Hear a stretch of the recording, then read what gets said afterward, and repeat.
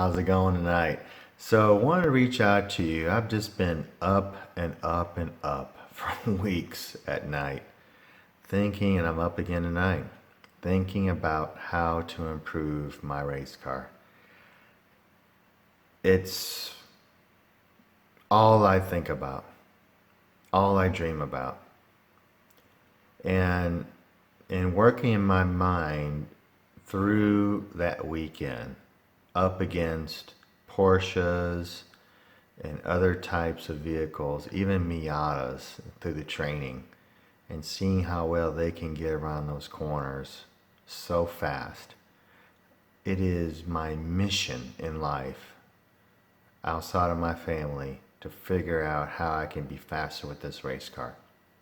And so I've been purposely staying up all night, researching, watching videos, watching other people's videos, taking down notes, writing down my own list of things I want to improve with my vehicle. I started this video series because I did not see that people were being honest about how they were building their race cars. And through my mistakes and through my experiences and through some of the positive things that have happened to me, I just want to share that information with you. And so I'm not saying what I am wanting to do is going to work on your car. You may not be racing a Mustang, you may be racing a different car. And each car has its own failures and positive marks to it. One of the issues that I face with my Mustang is that I bought the 2015 Mustang GT. This was the first year that Ford had put an independent rear suspension across its general marketed production vehicle. Now, back in the 90s, it had done independent rear suspension for one of its Mustang Cobras. But that was just a one-off and a one-time experience for Ford. And then they went back to keeping it with the same old fixed rear axle. But they've become obviously savvy enough, expense-wise and building an independent rear suspension and marketing-wise, to understand that that's where the market's going. It's not just a horsepower race anymore. It's also a handling race. And the only way you can give and be able to commit to true handling of a sports car is it's got to have as a base property to it an independent rear suspension, just like obviously the front has been. So as I raced my 2015 through that racetrack, and I'm getting killed by Porsches. Now I know there's a different car dynamic to Porsches. I know that they're set up differently than Mustangs. I understand they have either mid-engine with the Caymans or rear engine with the 911s. That's going to give a different weight bias and different racing properties and weight shifts and all of that comes to racing. But I got what I've got. And you know what? I'm going to have to maximize what I have. That's what we do in life. We maximize with what we are given. I have taken upon myself to focus on the Mustang GT. So I'm going to take that car, I'm going to maximize it. And I've said this in previous videos. When you have looked at the top racers within SSCA, within the racing class that I participate in, which is touring, all right, Mustangs do extremely well. They podium. They do well. And so I will never blame my car. It's on me. I have to figure out how to modify my car and build my own racing skills to get to the point to where I successfully can get to the podium. It's not on Ford. It's on me. And one of the top performing touring racers does not have an independent rear suspension. So what are they doing that's maximizing that vehicle to get around all these road racing racetracks all over the country and win? That's what I'm here to figure out. And that's what I want here to share with you, how my journey progresses in that way. So as I progress here, I'm just going to divulge. You know, I'm not Andrew. I am not Andrew. So by me divulging my list of things of how I want to change my car, you know, if you see this video and use it for your car, God bless you. And you see a benefit to you, God bless you. So, I have no fear in telling you. A lot of people do. I have no fear in telling you what I'm thinking with my car. So the first point I want to make is that the way my car is set up, a lot of how I set up my car is I contacted the people at Steeda. Now, it's not everything that Steeda is doing, okay? But I contacted the people at Steeda, and their suspension parts are at the highest level. And so I certainly wanted to follow that approach with my vehicle and install those parts.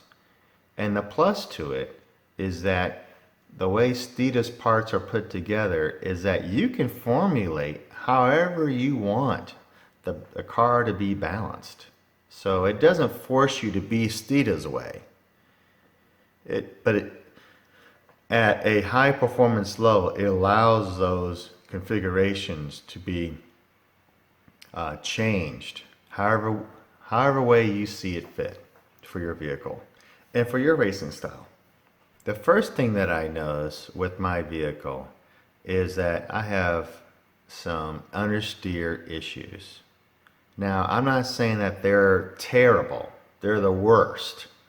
But I know around the faster corners, when I'm chasing these Porsches, they can hit that corner so well, but I have to slow down. Otherwise, I'm going to go straight into the field. So I have an understeer problem that I have to fix.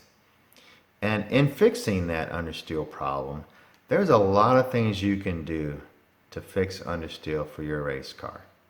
One of the things that you can do is you can change how your toe in and toe out settings are on the front wheels of your car. So I want you to imagine, again, we're only talking about the front wheels. When you have toe in, your tires are turning, they're pointed in. And so when you're going around a turn and you're turning your car, okay, the outside tire is turning in a little bit more actually than your inside tire. And that's going to create a push. And so I actually asked some people how I should set up my car. They suggested toe in. It's a bad way to go. And I've experienced that. I received bad advice. It should be toe out. So here you are. The tires are straight. Now I'm going to do toe out. You see that? So when I do toe out, when I turn in, all right, my actual tire on the inside is going to turn in more than the outside.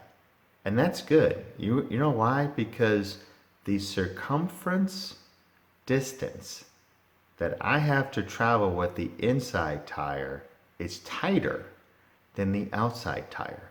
That's why it's on the outside. It's a bigger circumference. So I'm probably going to get, I say probably because I haven't experienced it for myself, but I am thinking, I'm guaranteeing that I'm going to get better traction going around that turn by having my inside tire turning in more because it's a tighter radius, it's a tighter circumference it has to go around that turn than my outside tire does around that same turn. So I'm going to have better traction going around that turn. So that's one of the first things I'm going to do in order to overcome understeer. The second thing that I'm going to do to overcome understeer is I'm going to soften the springs and the shock setting in the front tires. I need them to grip more. Okay, I already have my roll bar set it, which is a Steeler roll bar. So it's thicker, it's taller than the roll bar that comes with the Mustang. I already have it on a softest setting. So I'm going to now focus on a softer setting for springs and shocks because I need that car. It may sound counterintuitive, but I need more weight to roll onto those front tires as it slows down. Okay? And then as I move to transition to throttle through, throttle through, throttle through, okay? I'm making a point. Throttle through that turn. Doesn't mean I am purposely accelerating through that turn. I don't start accelerating until I hit that apex, but I'm throttling through that turn. So I throttle through that turn. There's going to be a weight shift, but it's not going to be very dramatic. But still, I need that front part of the car to bite for me to slow down this car as fast as possible. So I don't have the understeer issue. Faster I slow down, the faster I can speed up. That makes sense? The faster you can slow down, the faster you can speed back up and be under control. And the car being under control. And so that's the other thing I want to do in fixing understeer. And then the last thing that I want to do with the front of the car, with the wheels, I should say, with the wheels, is to lessen that tire pressure just a little bit more. Again, I want to make sure I have maximum grip. Now, this tire is going to heat up quite a bit. And again, you've seen my previous videos. I have brand new set of rotors from Bayer, Errata Speed Plus rotors, and I have the second from the top, top racing brake pads from Hawk, the DTC 70s. The only other level above that is DTC 80s. And so the DTC 70 racing brake pads from Hawk. And so that whole wheel assembly is going to be pretty warm as the braking continues throughout that race. And so it's going to heat up that wheel. And that wheel is going to heat up that tire. And so tire pressure is going to be key. And I think I need to minimize my tire pressure as much as I can in the front. So that's some of the things I'm going to do to help understeer with my wheels.